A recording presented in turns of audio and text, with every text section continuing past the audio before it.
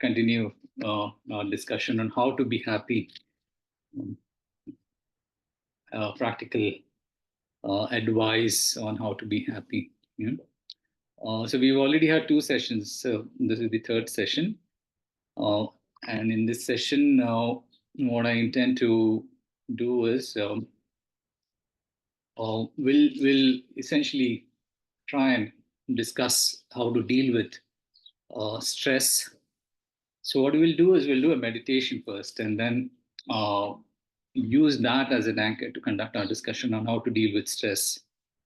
See, we can identify different uh, components of a mental continuum, and how that identification of help us in dealing with stress. Uh, so we'll see what stress is, and then through the discussion, it will become clear to us that maybe in order to deal with stress, in addition to identifying the different mental components of our continuum, mental continuity, probably there's also a necessity for some sort of an overarching framework of guidance framework, guidelines uh, maybe a guidelines regime or an ethics regime that we would need uh, to handle stress.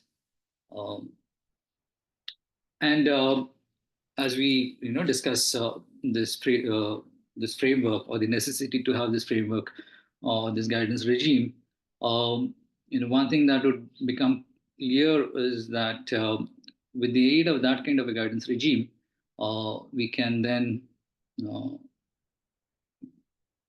shape or regulate uh, what is called volition or volitional choices. And then, so in order to understand that, how to regulate our volitional choices, we'll have to also, again, go back to our meditation and see if we can identify this component called volition in our mental continuum. And then, based on that understanding, then we'll see how we can regulate our volitional choices. And then, in order to get a better understanding of what these volitional choices are, we'll have a discussion on what are the different kinds of volitional choices that we can make, and what are the different classifications of these volitional choices. So essentially, we'll be talking about what are the different ways of classifying or categorizing different kinds of karmic actions. Because volition essentially is karma. So those are the things that I intend to cover into this session. So before we proceed, with the discussion, let's just start with a short meditation.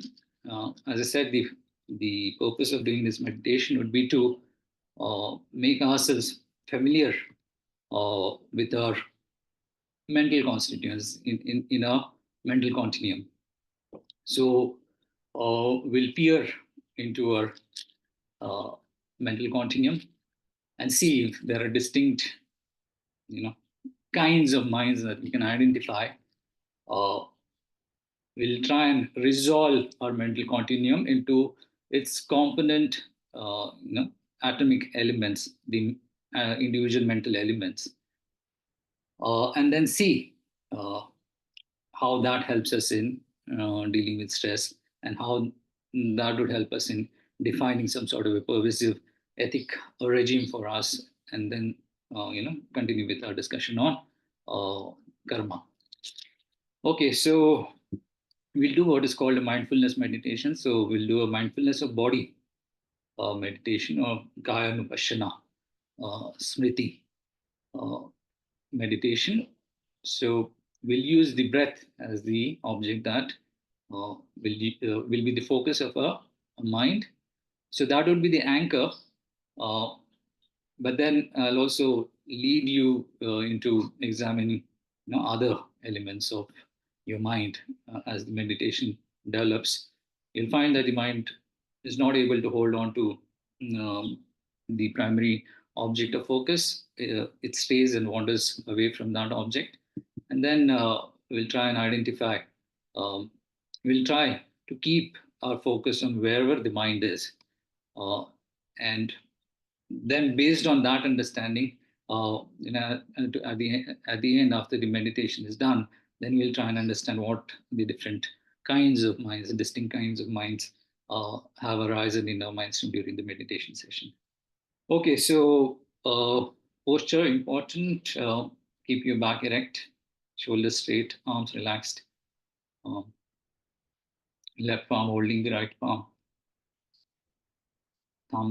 tip of the thumbs touching each other, and chin slightly tucked in, mm, tongue, tip of the tongue just behind the upper row of teeth, and eyes half open or closed.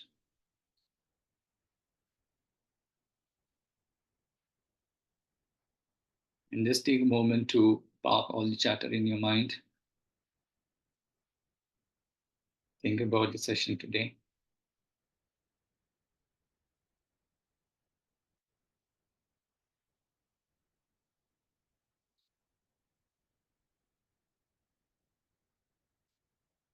So now bring the focus of your mind to the area between the tip of your nose and the upper lip, and try and observe the sensations that you experience there as you breathe in and breathe out.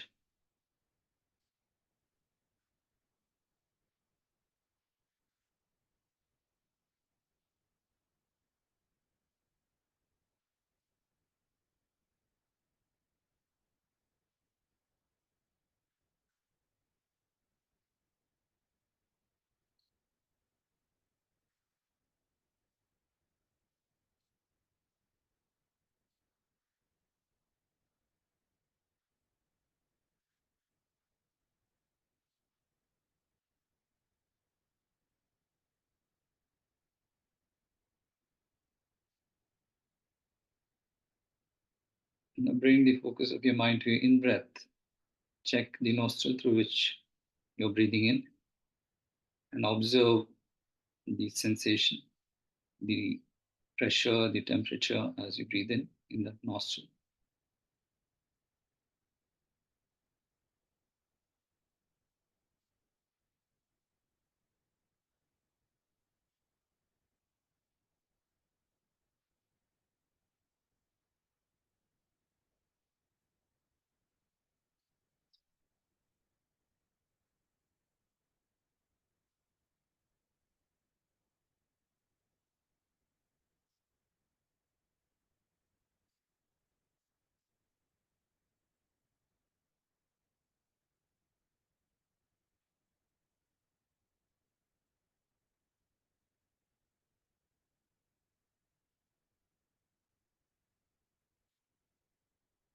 Do the same thing for your out breath. Check which nostril you're breathing out through and observe the sensations as you breathe out in that nostril.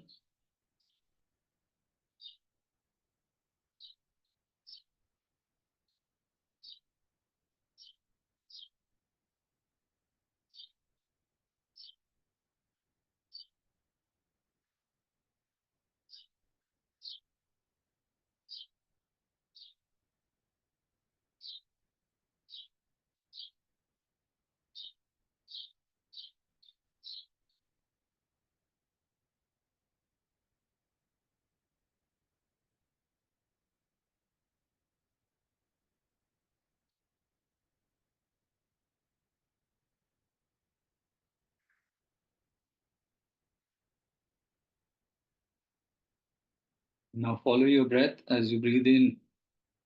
Draw the breath from your nostrils into your lungs. Just follow the breath all the way up to the abdomen. Observe the entire body of your breath, all the way from the point you breathe in to the point it reverses, and then you start breathing out. And then as you breathe out, just trace the breath through the lungs, through the nostrils, out of your nose.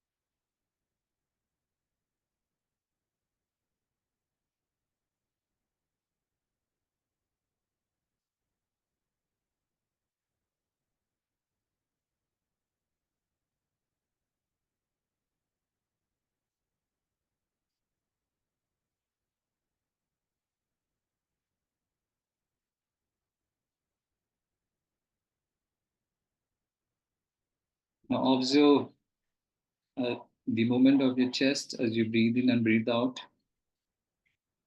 Observe if it's rising or it's falling. And if it's rising, just note it as rising, rising. And when it falls, just note it as falling, falling.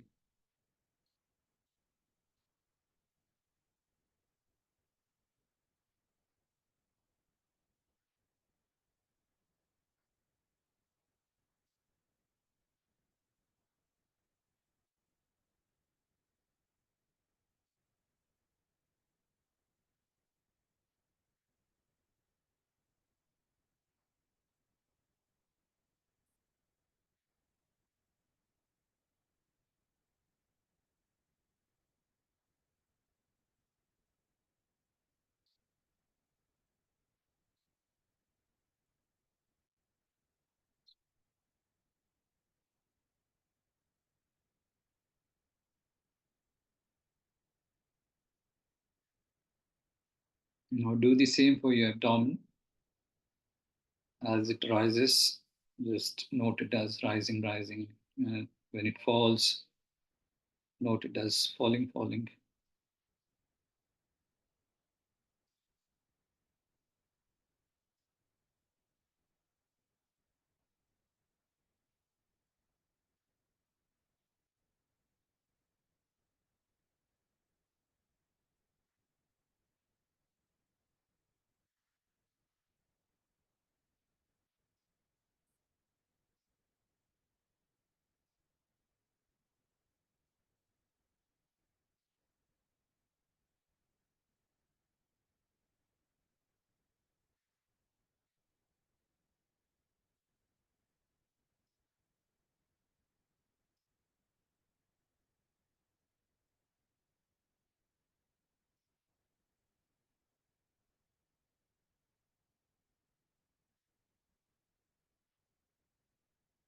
Keep track of the movement of your abdomen. Don't lose track of its movement.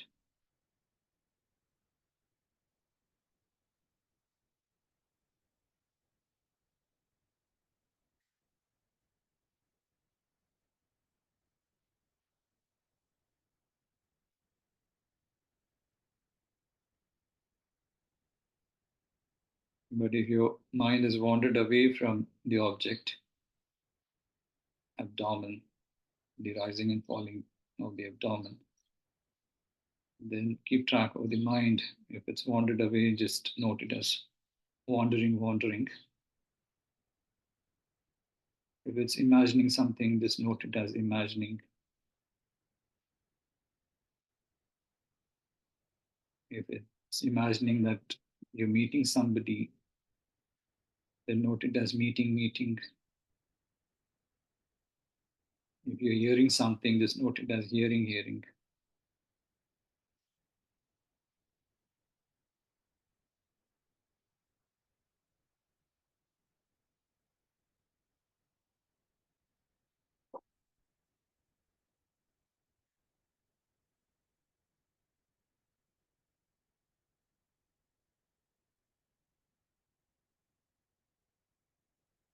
If you're thinking about something, just note it as thinking, thinking.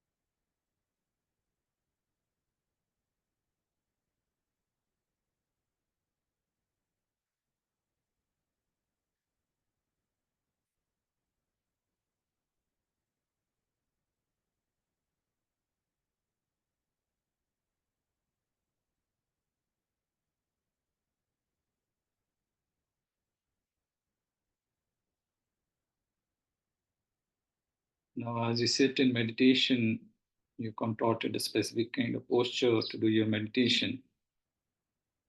It's possible that you experience some discomfort in some part of the body. So if there's some warmth that you're experiencing somewhere, just note that sensation as warm, warm. Or if there's some stiffness, just note that sensation as stiff, stiff.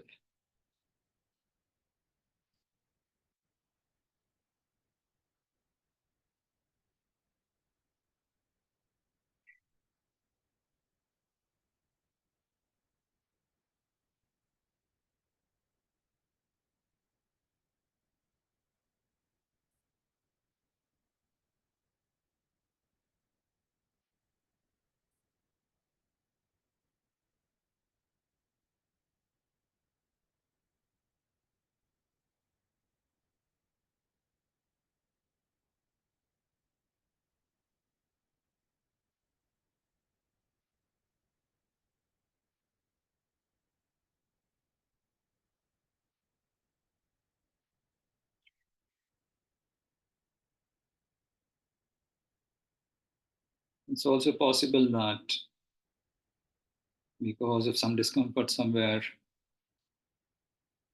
uh, you want to deal with that discomfort. So maybe there's some pain in the shoulder and you want to move your shoulder, relax your shoulder, stretch your arm a little bit. So that's what is happening. Then just note the state of the mind as wanting, wanting, wanting to stretch.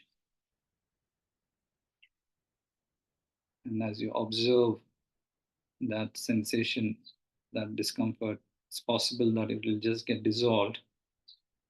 Or if it persists and you want to actually just release the tension in your arm or the shoulder and you want to stretch, then move your arm gently, slowly, while noting all the time, wanting to stretch, and then stretching, stretching, extending, extending, lifting, lifting, whatever the movement is, just note, make a mental note of it.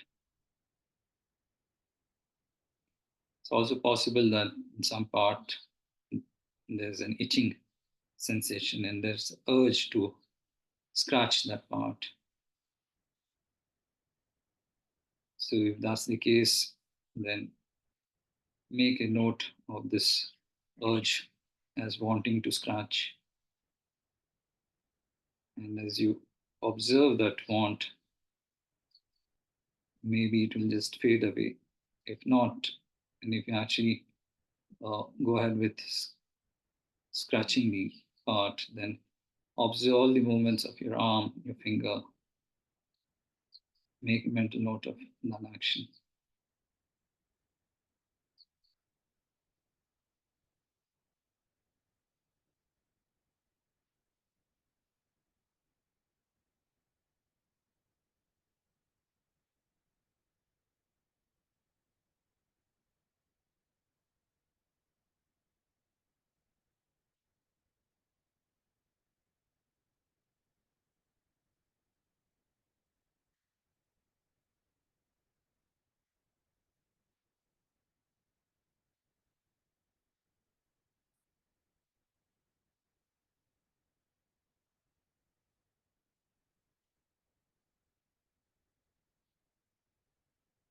Stay with your mind, keep pace with your mind. The mind is hopping all around. Stay with it.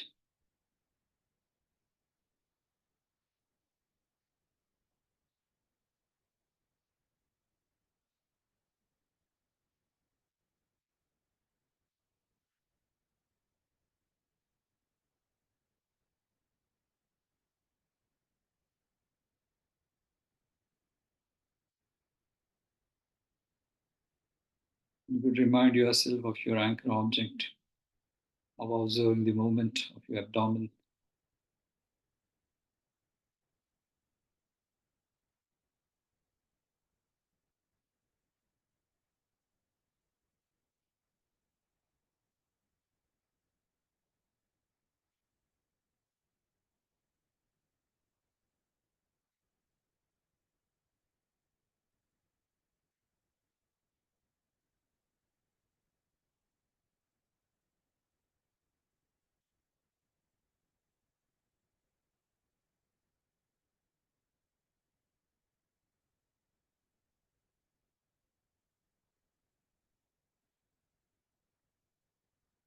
So observe the in-breath and the out-breath again.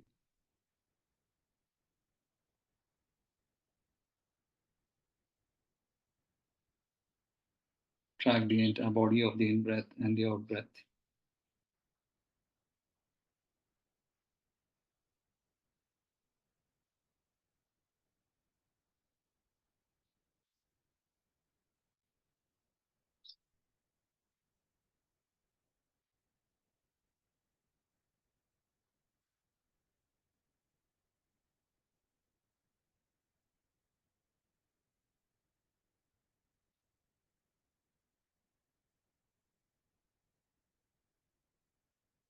And with your mind now focused on the breath, with this concentration, um, let's just do a short motivation setting. So just remind yourself about the freedoms and endowments that you benefit from, since we're all born in this human realm. All the benefits, all the endowments, the freedoms that the human form affords us. Remind ourselves that it's a wonderful opportunity for us to advance on the spiritual path. Remind ourselves of the responsibility that we have to make the best use of this opportunity and renew our aspiration for liberation and omniscience. So, aspiring for omniscience will help us build the same capacity as a completely enlightened Buddha to help all sentient beings free themselves from the cycle of some suffering in samsara.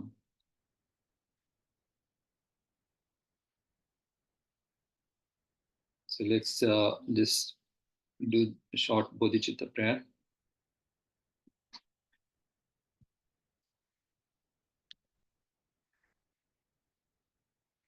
So I go for refuge until I'm enlightened to the Buddha, the Dharma, and the Supreme Assembly by my practice and giving and other perfections. May I become a Buddha to benefit all sentient beings.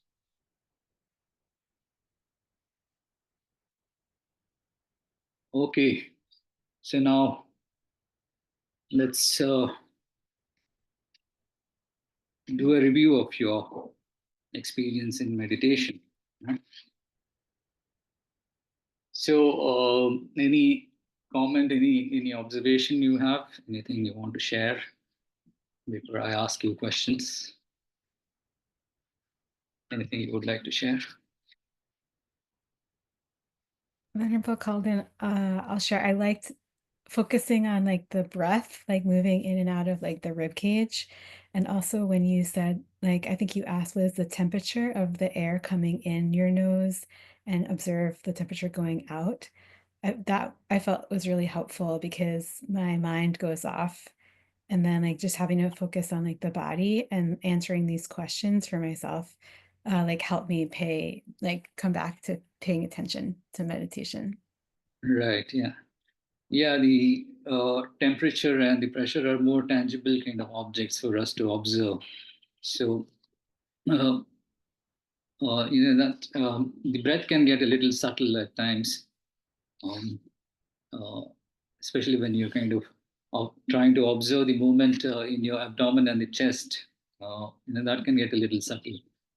Uh, so, when you're observing these, the temperature and the pressure, what you're actually observing is the sensations.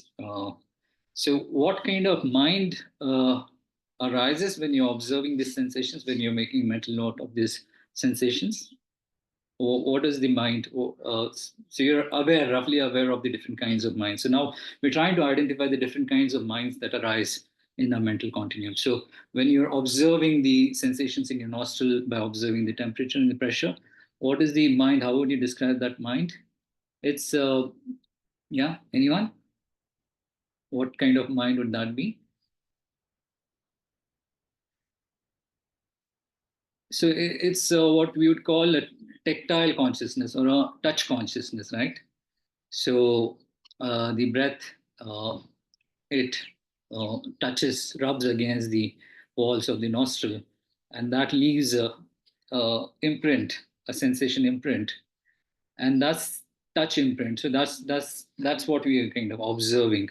when it goes through our nostril into our chest, into the abdomen. Uh, that's a tactile consciousness, or it belongs to the general category of what is called a sensory consciousness or a direct perception. So, a direct perception of a sensory consciousness. What are the other different kinds of sensory consciousness that you might have experienced during your meditation session? Any other kind of sensory awareness, sensory minds that you experienced? Now we are trying to review your meditation experience. Yeah, this is what you've seen, what you observed. Any other kind of sensory experience that you had? Yeah, Madhavi. Sound. Sound, yes, that's right. Yeah, sound. So, Uh, yes, the touch of the, like I have a fan on, so the breeze, the touch of the breeze. breeze on my Yes, yes. skin, and well, there's no, I could have smelt, but like there's nothing cooking, so no smells there for me. Uh-huh. Yeah, Yeah. smell, yes, yeah. Although in India, in Bangalore, you're not too far away from a smell consciousness. Yeah. Yeah. Okay, so yeah, you're right. Breeze brushing against your skin, that is a touch consciousness. Then you said sound. Yeah. Uh, so sound is also a sensory consciousness. Smell, yeah, a little more subtle. You need to be in the proximity of odor to actually have a consciousness of smell. And then there's taste, of course. Taste is even more difficult unless you kind of put something on your tongue. So those are the five different kinds of sense consciousnesses. Mostly in these kind of meditations, you would have sound, awareness of sound. And did you have any kind of visual consciousness, eye consciousness? Most of you would have been meditating with your eyes closed. So, uh, but if you have your eyes open and lose your mindfulness, uh, then you can see some object in front of you. So that would be an example of visual sense consciousness. So these are the five different kinds of sensory awarenesses that arise in our mind stream generally. Um, in addition to these five sensory consciousness, there's something called the mental consciousness. So, there are in all six different kinds of consciousnesses that arise in our mind stream. So, the five sensory consciousness, and then there's the mental consciousness. Can you give me an example of a mental consciousness in your experience in the meditation session that you just had? Anything?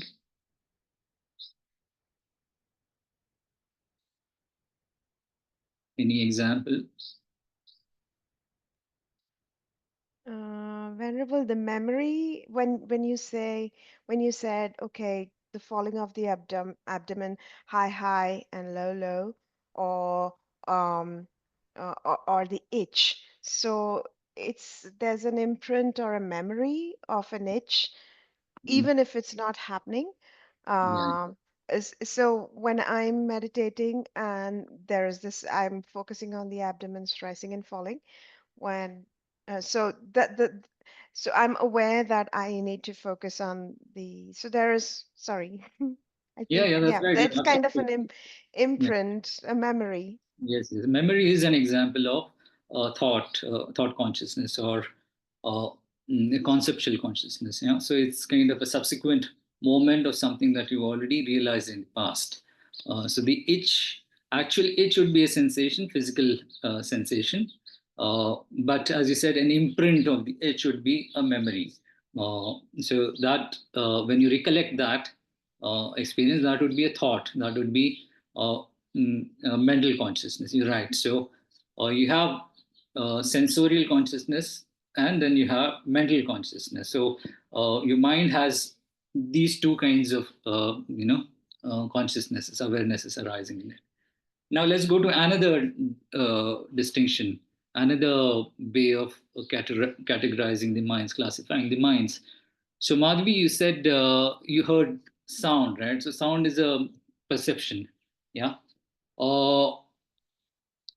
But from the sound that you heard, uh, even in your environment, maybe you're surrounded, or your house is not that far away from this road, the street. And if you have heard a sound, it's possible for you to kind of realize that there's a rickshaw passing by, an auto rickshaw passing by. Is it possible? Yeah, you can Yes, recognize yes, that yes. there's some vehicle passing by. Yeah. Yeah. Uh, Now, that recognition is a mind. So, what kind of mind is that? How is it different from the other kinds of minds that we just spoke of? So it's kind of an inference, right? This mind, Yeah. that there's a rickshaw passing, you recognize a rickshaw. The mind recognizes a rickshaw on the street, right? But you Yeah. haven't seen the rickshaw. A rickshaw is a Right. form, right? It's a form. It's a physical object form, and it can be That's right. perceived, recognized by visual consciousness if it is a direct perception. But Yeah. here you are recognizing it, its existence, its presence through the medium of a sound. Yeah, Mhm. sound is the direct perception. It's a sign which then induces the realization of the existence of a rickshaw at a certain distance. Yeah, so Right. you can also infer the distance at which the rickshaw might be, or based Yeah. on the quality of the sound, the frequency of the sound, certain attributes of the sound, you can actually infer whether it's a rickshaw or a truck or a bus, you know, or just a Yeah. man screaming outside. Yeah, Mhm. so that is an inferential consciousness. So, Yeah. uh, two categories of consciousness now. You have what is called a direct perception, and you have what is called an inference. So, both these are cognitive states of your mind, and both these realize the entity of its object. So, when you hear the whirring sound, you can infer that it's the whirring sound of the fan and not the refrigerator, right? You can make that distinction because you're familiar with the sign of the frequency of the sound that you just heard, or certain other attributes of the sound that you just heard. If you hear a different sound, then you could infer, oh, this is the refrigerator or the whirring of the washing machine in your house. So, based on that sign and the relationship that you associate with that sign and the washing machine, you can infer that there's a washing machine at a certain distance. So, you have the realization of the washing machine, or you have the realization of a rickshaw. Uh, so, that's an inference. Yeah, that's an inferential cognition. And the other kinds of cognitions that we spoke of are uh, perceptual perceptions or perceptual cognitions. So inferential cognition is a thought. Mhm. It's a it's kind of a conceptual cognition. Yeah. Whereas the sensory cognitions are non-conceptual. They don't need the intermediation of any kind of sign to realize its object. Okay, so that's the second category of minds that arise in our mind stream. No, Shanti referred to something uh, called a memory. So, memory is triggered by some cognition that you've had, a previous moment of cognition, and that then induces your realization. Uh, like, for example, she said she realized the imprint of an itch, not the itch itself, imprint of the itch. But how could she realize that it's an imprint of the itch? Because she had experienced the itch in a prior moment, in a previous moment. So Right. the previous moment would be a direct cognition of the itch, of the sensation. So it would be a sensory consciousness. So based on that, then there's a subsequent moment of realizing the itch. So that is also a thought consciousness. It's also a conceptual consciousness. It does not get. It's not a perception. It's a conception, conceptual cognition. Okay, so two, three different kinds of minds we just saw. Now let's get to another classification, different kind. Can you share with me any other forms of experiences, mental experiences you had? Anything else that you experienced? Any other different kind of mind distinct from what we just saw? Yeah.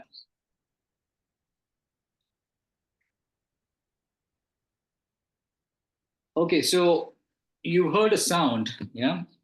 And like, for example, right now I can hear the sound of a bird chirping in the background. I find that pleasing. That's a pleasant sound, right? Uh, but if there's a rickshaw, passing by, uh, that is a very unpleasant, irritating sound. Yeah.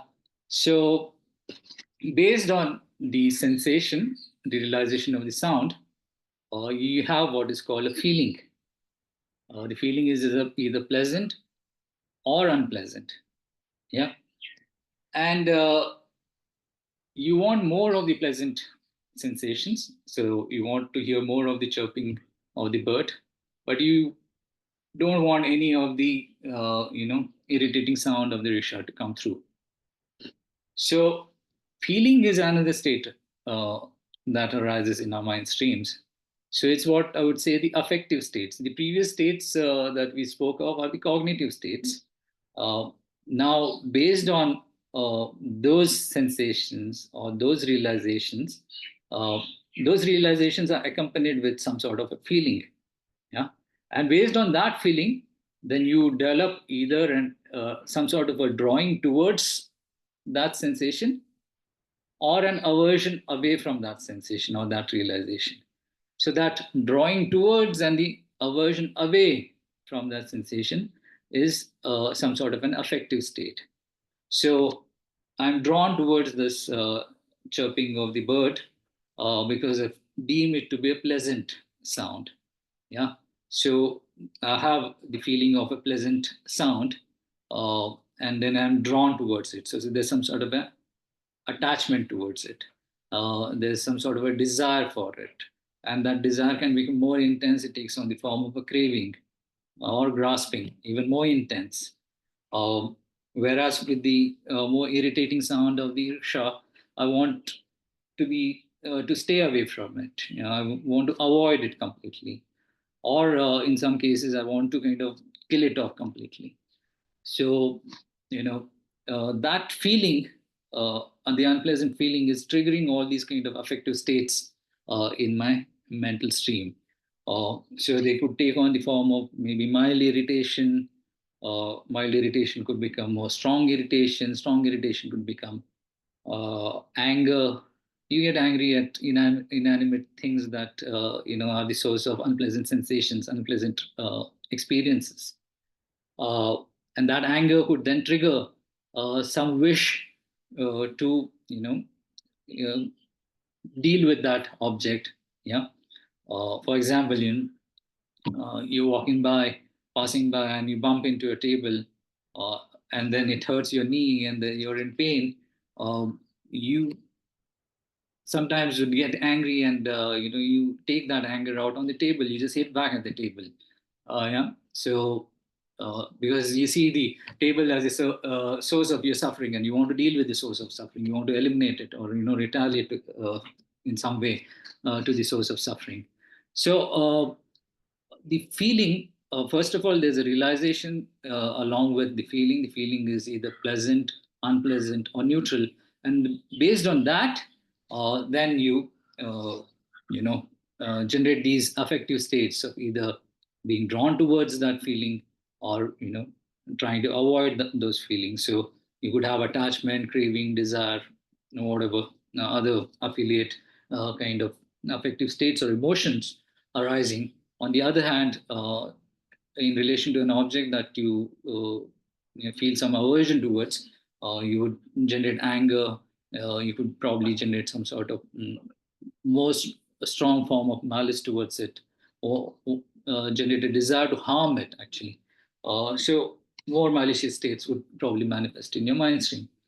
So these are examples of the affective states that arise in our mind stream. So there are cognitive states, there are affective states also. When Venerable, could I ask a question? Yeah, go ahead. So in the affective state, obviously there's also judgment, right? Yeah. Because it's our mind that is, so there's judgment classifying the bird as sound as pleasant and the rickshaw sound as unpleasant. So there is that.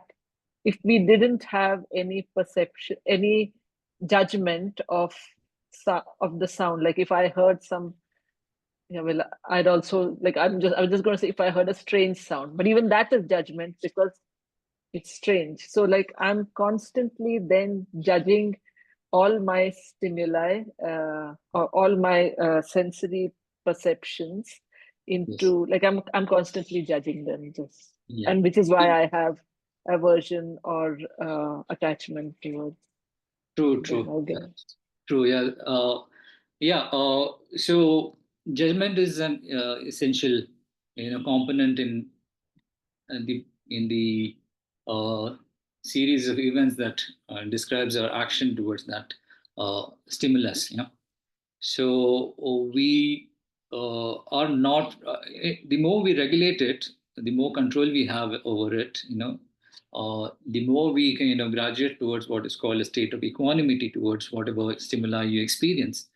And with equanimity, then you're able to kind of regulate your responses towards the stimuli.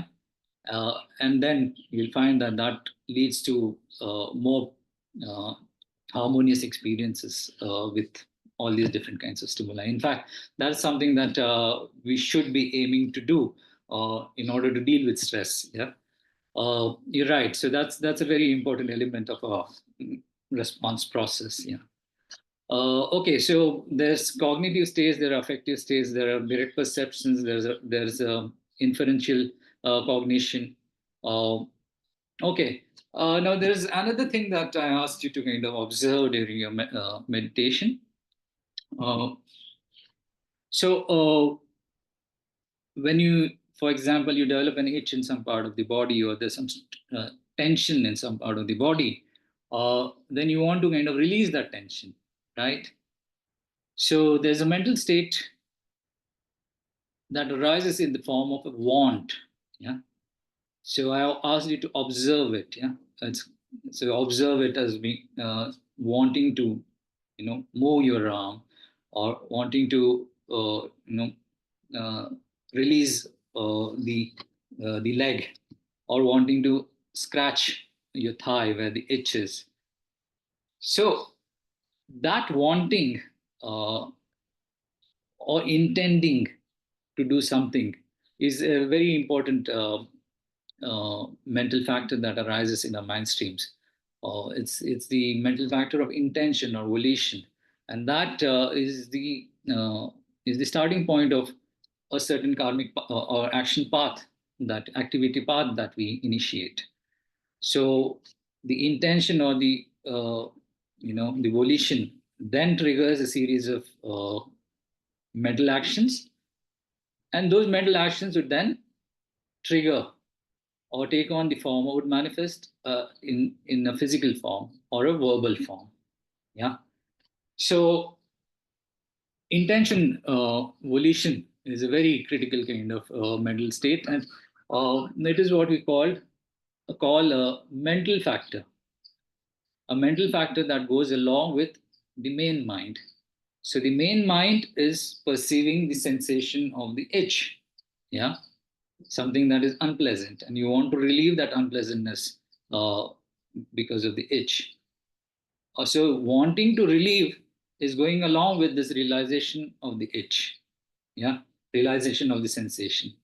So the realization of the sensation is what is called the main mind, and the wanting part or the intending part is what is called the mental factor. So chitta is the main mind, and chetasika is the mental factor. So all minds would have some sort of accompanying concurrent mental factors going along with it. Yeah. So in this case, the main mind is in the form of a direct perception of sensation of itch, And the mental factor here we identified is that of a feeling of unpleasantness. The feeling is also a mental factor. And because of the feeling, there's the concurrent accompanying mental factor of intention, which wants to release that itch. And then that wanting then initiates the physical process of extending your arm and scratching that spot. So the main mind is the realization of the itch. The mental factor is the feeling and the intention that goes along with it. Along with feeling and intention, there could be other mental factors also. In fact, we have a list of almost 52 different mental factors that have been identified in our text. But apart from those 52, also there are other different mental states that you could speak of. So there's intention uh, and feeling that go along with the main mind. So there's the main mind and the mental factor. So there's again this division of minds that arise in a mental continuum. Okay, so okay, so this is roughly about the different kinds of classifications of mind. There are other ways also to classify the minds, and maybe in other subsequent sessions we can look at the other divisions of mind. Okay, so let's now try and use this understanding of the mind to see how we can deal with stress. So, any idea how you would define stress? Anything? How would you define stress? What is stress? Any opinion on that? A disturbed state of mind. Disturbed state of mind. Okay. Right. Yeah. Okay. Yeah, that's an essential aspect of stress. Okay. Anything else in addition to this? Unhappiness. Unhappiness, discomfort is, yes. Dissatisfaction. Okay. Now, stress, from the discussion that we had so far, how would it be registered in our mind stream? And what form would it take in our mental continuum?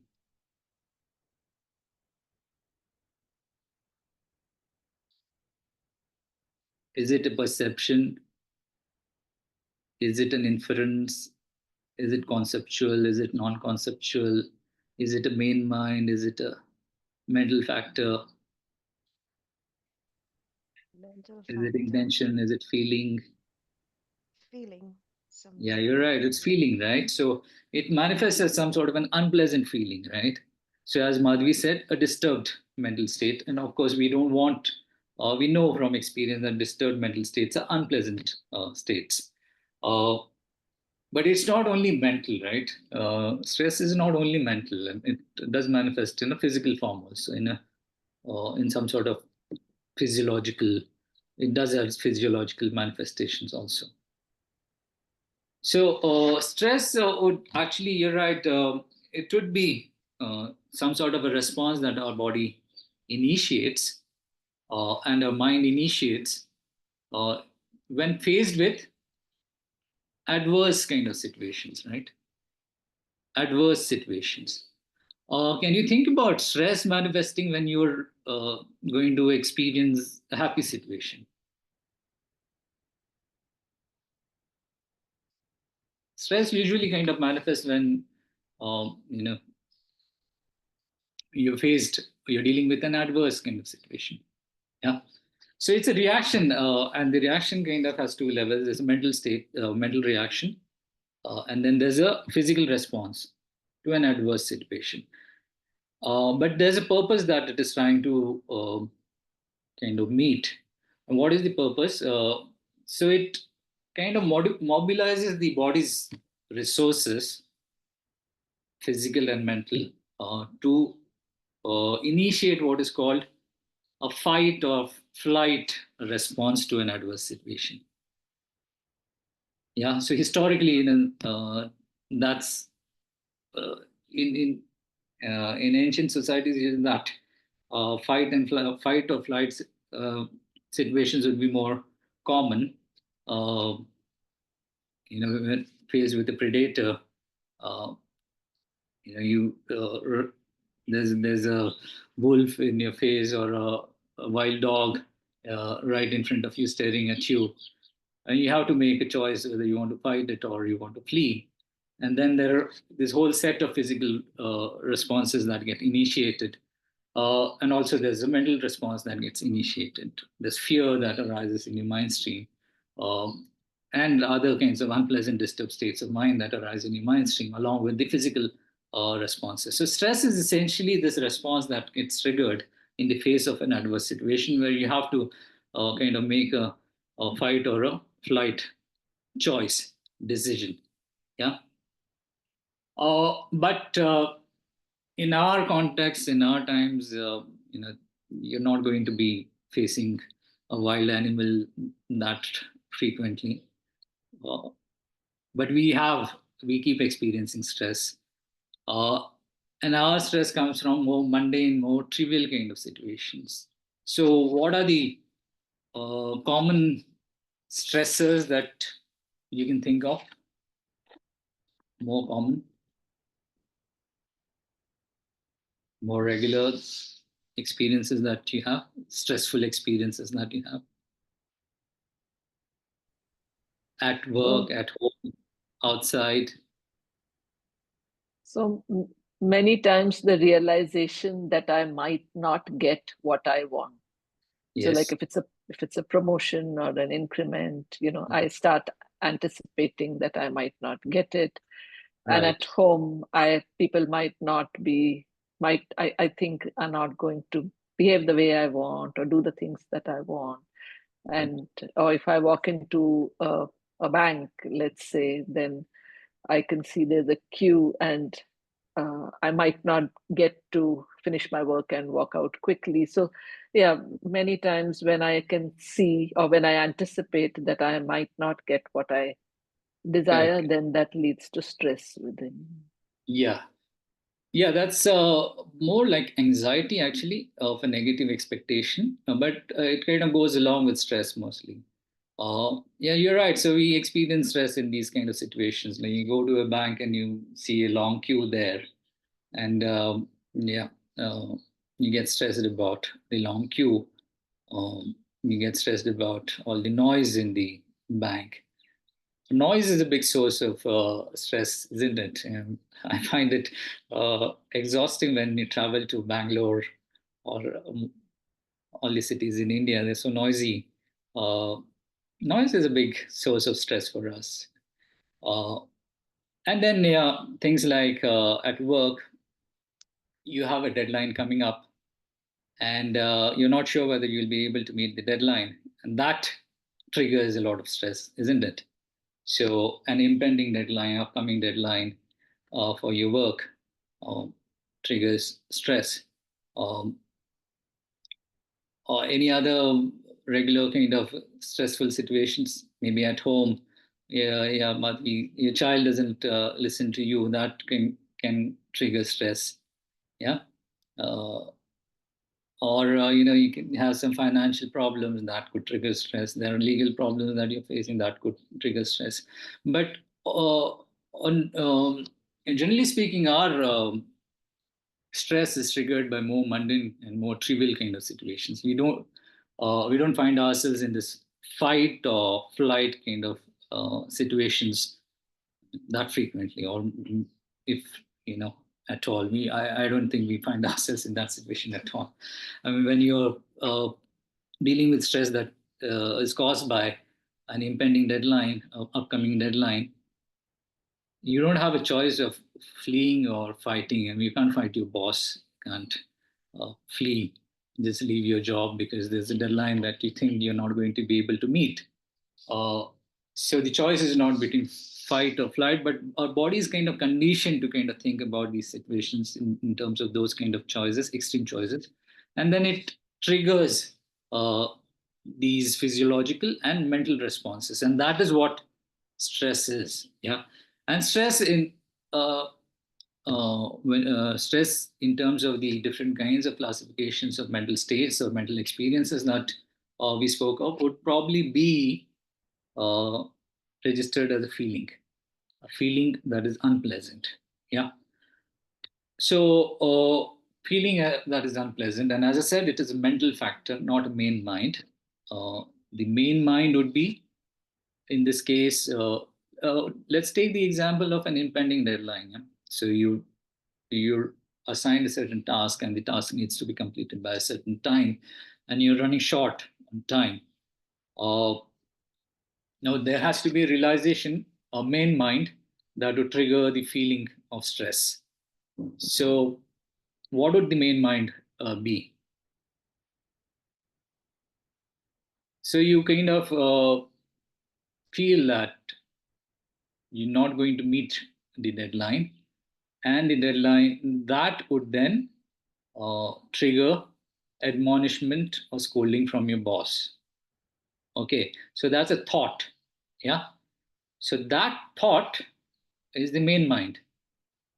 The anticipation of admonishment from your boss is the main mind, a conceptual thought.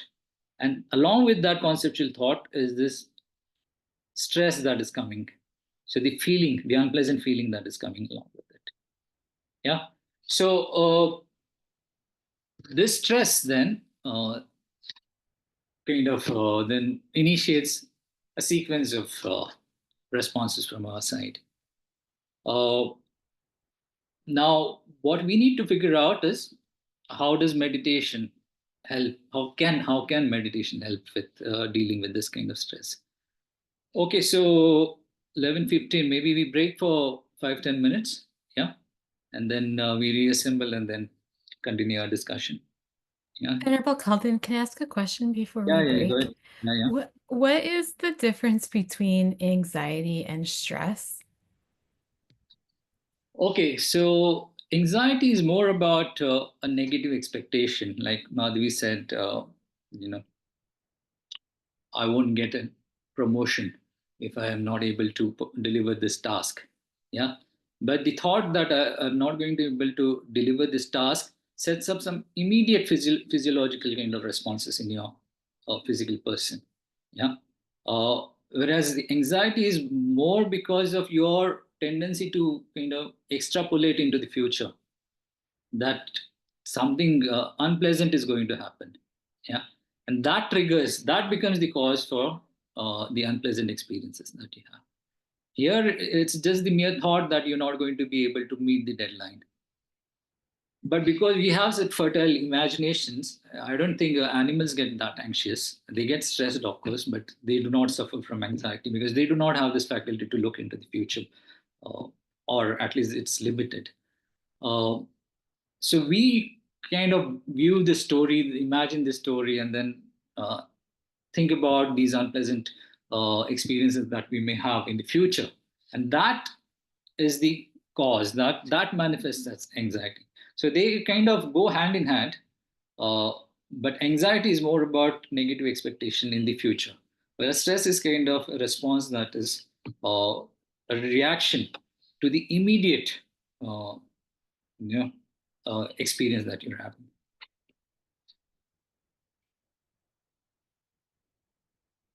Okay, anything else, or we break? Shanti, want to take a break, or We can take a break, Venerable. yeah, your coffee is waiting, is it? I just Take had my hold. coffee, thank you. So Uh, you can share your coffee with the other participants. I wish I could. Okay, so we'll pause for a few minutes, yeah, and then come back maybe another 5-10 minutes. How many minutes? 5 minutes? 10 minutes? 10 minutes. Okay, 10 So we minutes. come back by 11:30. Okay. 11:20. All right, yeah. Okay. Okay, then Sure. see you in 10 minutes.